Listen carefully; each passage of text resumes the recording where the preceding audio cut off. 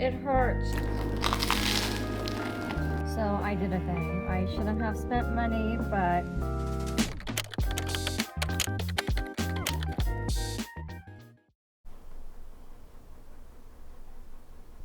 Lucy, you are so funny. I love you. You're so cute.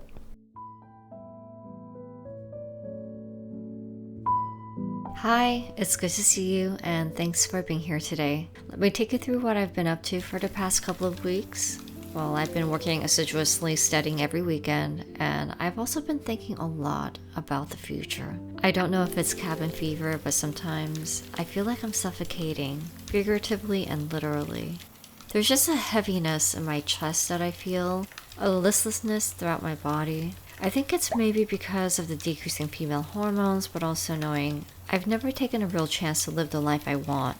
I've always followed the most easy, pragmatic path, and I'm trying to figure out what's next and what more is there.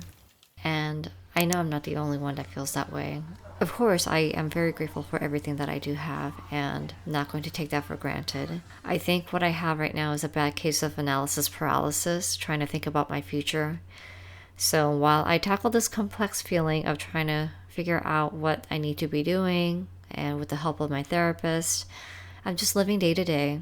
I'm just focusing on embracing the beauty of my ordinary life. I don't know why, but a little bit harder time focusing today. It's a coffee shop. It's one I've been to a while back, and I think it was because it was a little bit smelly in there for some reason. I'd stopped by the door hoping that the aeration would help, but it didn't. And now I'm gonna go down and head to an antique store that I haven't been to before, not far from here. I am looking for a medium-sized mirror to put in my dining area, so would love to find something antique and also just little trinkets. I love looking at antique stuff. So I did a thing. I shouldn't have spent money, but I went to the antique store and found two amazing chairs. I was looking for chairs but did not want to spend more than like $200 for a set or a pair.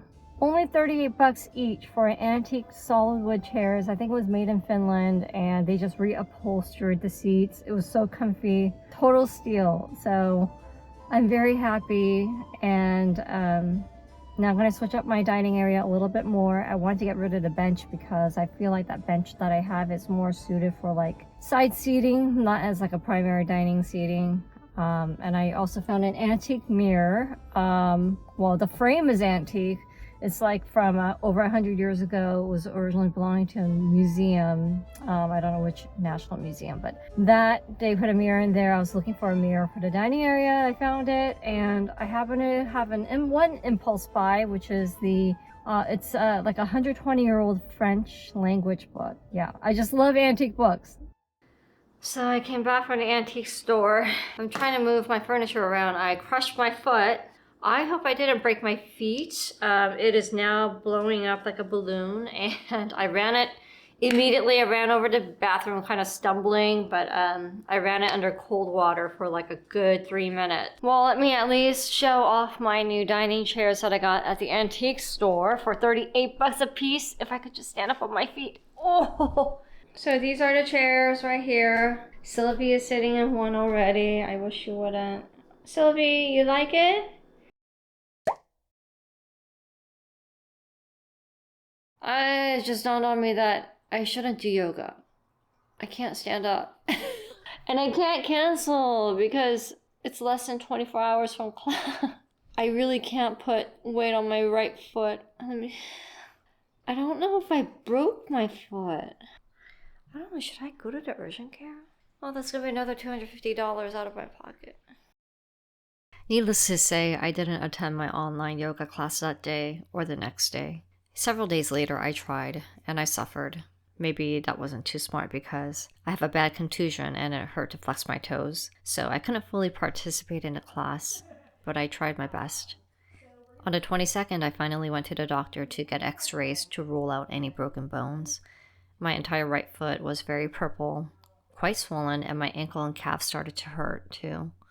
Luckily though, the x-ray showed nothing wrong, everything is normal, and my foot's healed a lot since. It's still a little bit sore and tender, but not enough to stop me from my daily rituals and forging ahead. So, I had like mushrooms before they were going too bad. I sauteed them up. I also had beets that I hadn't chopped into, so I cut up some beets. And of course, the roasted the zucchinis I love so much.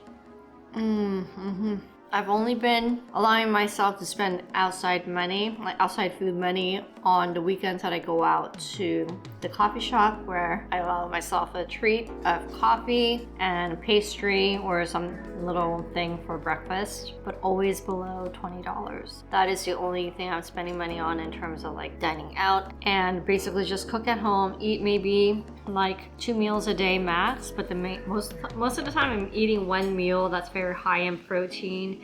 And if I get hungry at night, I will allow myself like a small little plate or bowl of snacks like cashews and dried fruits, and then also make myself a protein shake.